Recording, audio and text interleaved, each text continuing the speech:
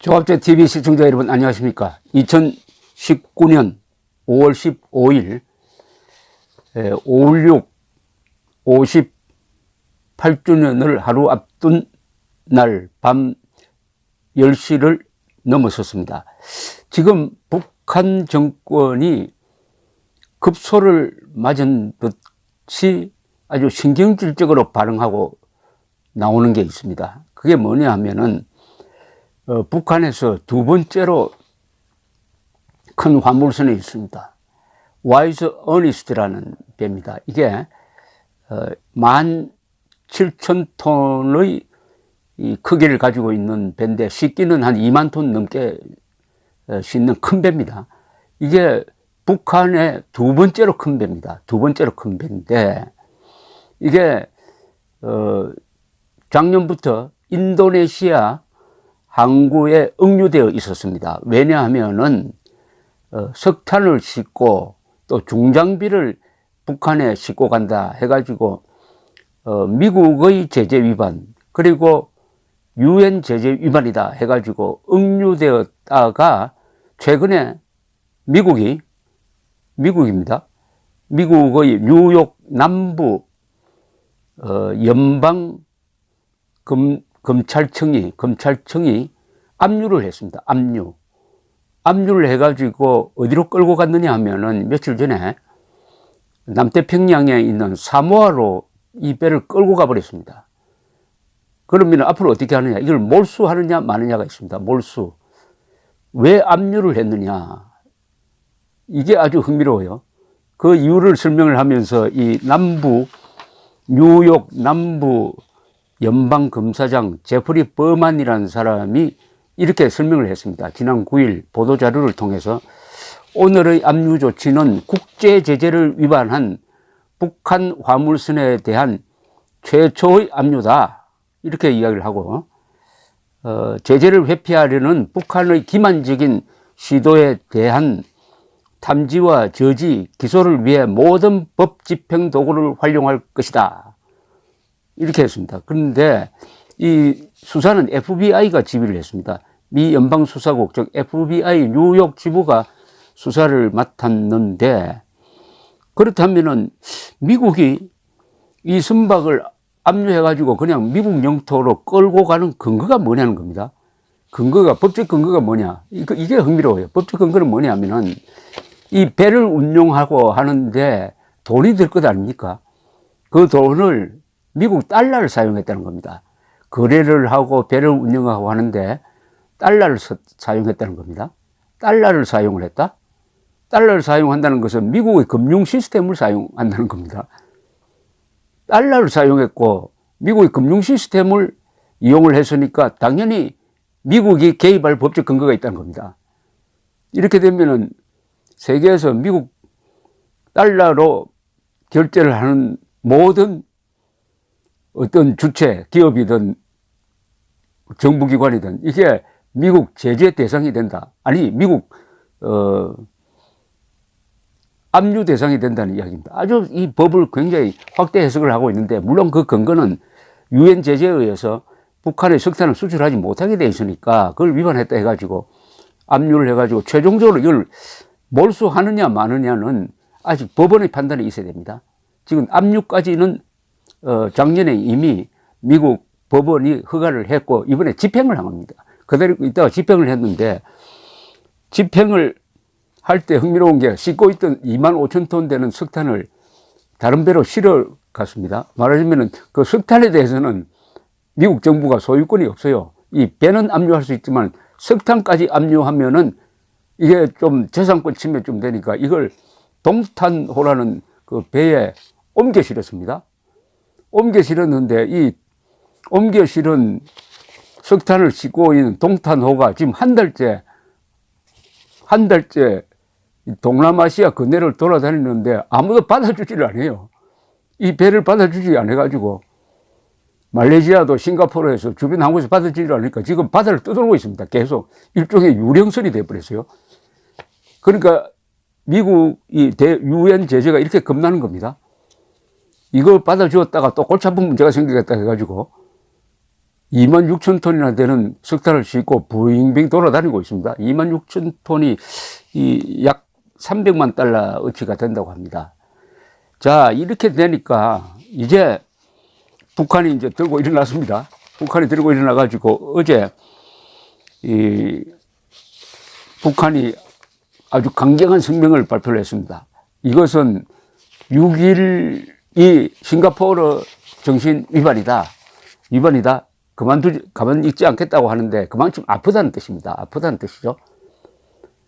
이 압류, 그 다음에 몰수 단계로 갈 때, 그러면은 미국이 이 제재를 지금 어떤 식으로 집행하느냐를 잘 보여주고 있습니다. 이 제재에 나선 기관이 연방검사, 그러니까 법무부 소속이죠. 법무부, 또 재무부하고도 관계가 있습니다. 이 돈과 관계되는 거니까.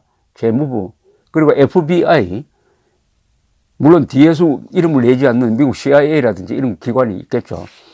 이렇게 함으로써 이것을 아주 행정적으로 처리하고 있습니다. 지금 트럼프는 북한이 미사일 발사한 것도 미국에는 전혀 해가 되는 게 아니고 김정은과의 신뢰관계에 문제가 되지 않는다 해가 대수롭지 않게 축소지향적으로 가지만은 법 집행기관은 더 강경하게 나옵니다. 더 강경하게 나와서 끌고 가버렸다 이거죠. 이거 미국 역사상 처음일 겁니다. 북한 배를 그냥 끌고 가버린 거. 옛날에 1968년 1월 23일에 북한이 정보 수집하는 푸에블로호를 동해에서 납치한 적이 있습니다. 미국 해군의 수치죠. 일종의 거기에 대한 보복처럼 보입니다. 이 배를 압류한다는 것은, 이 배라는 것은 떠돌아다니는 영토에 해당합니다. 이것은 상당히 충격이 큽니다. 더구나 북한이 지금 석탄을 수출해가지고 돈을 벌어야 되겠는데 이 배로 주로 수출을 해요. 배로 수출하다가 딱 걸려버렸습니다. 자, 그러면은 미국의 계산은 뭐냐?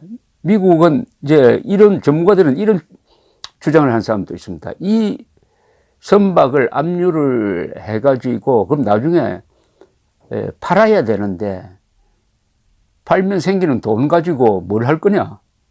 여기 좋은 거리가 하나 있어요. 오토 원비어, 미국 청년 오토 원비어가 북한에 불법 억류되었다가 초죽음이 된 상태에서 2017년에 석방되었지만은 가족 품에 안기자마자 죽어버렸습니다. 그래서 오토 원비어 부모가 북한 정권을 상대로 손해배상 청구 소송을 해가지고 미국에서 배상 판결이 나왔습니다. 얼마가 나왔느냐? 5억 달러입니다. 5억 달러.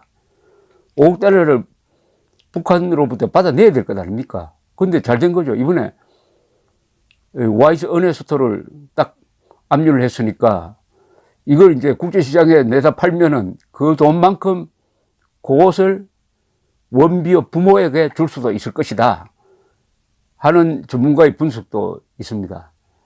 그렇게 되면 오토 원비어 부모는 지금 한이 맺혀가지고 북한 인권 문제를 지금 규탄하는데 항상 앞장서고 있습니다. 두 부모가, 그 어머니는 김정은은 절대 악이다. 절대 악이다. 그러면서 김정은과 외교를 한다는 것은 셔레이드, 속임수에 지나지 않는다. 절대 악이다. 그리고 암과 같은 존재다라고까지 얘기했습니다. 암적, 지구의 암적 존재다. 자, 이런 오토 원비어 부모에게 다소는 아마 위안이 될지 모르겠습니다. 고철로 팔면 아마 수천만 달러 좀 벌지 않을까 싶은데 이 배를 고철로 팔지는 않겠죠. 지금도 돌아다니니까, 지금도 가동 가능하니까 그것을 몽땅 원비어 부모에게 주어버릴 수도 있다 이거죠. 자, 이게 이제 다른 해운 국가에게 주는 충격이 클 겁니다. 앞으로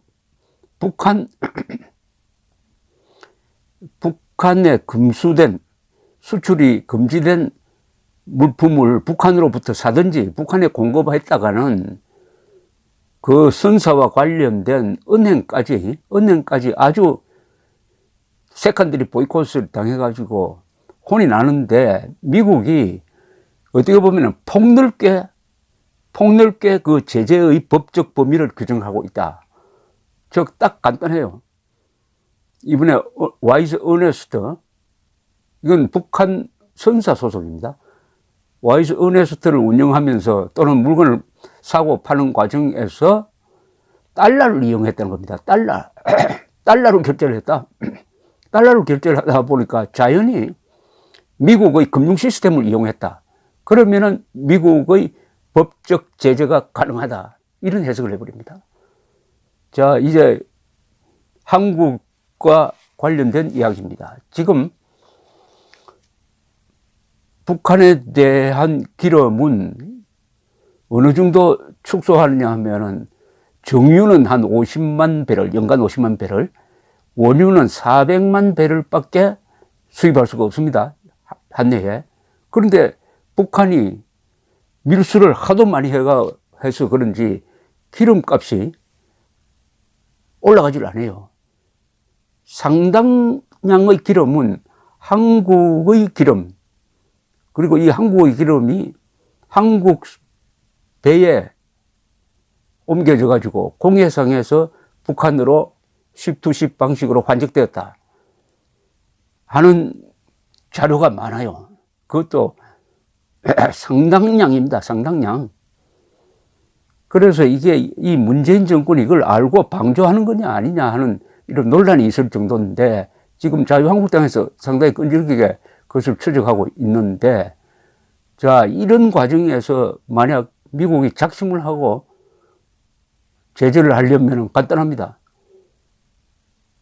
이 기름이 결국은 한국 회사, 한국의 기름, 한국의 정유회사에서 나온 기름이다. 한국 배가 실은 날랐다. 그렇다면은 달러로 결제를 했지 않느냐? 달러로 결제를 했겠죠. 유로는 안 했을 겁니다. 그러면 관련된 그 회사, 기름을 실어준 회사, 결제를 한 회사에 대한 제재가 되는 거죠. 제재가. 그게 공기업일 수도 있습니다. 공기업. 그리고 관련 은행 어떻게 되겠습니까?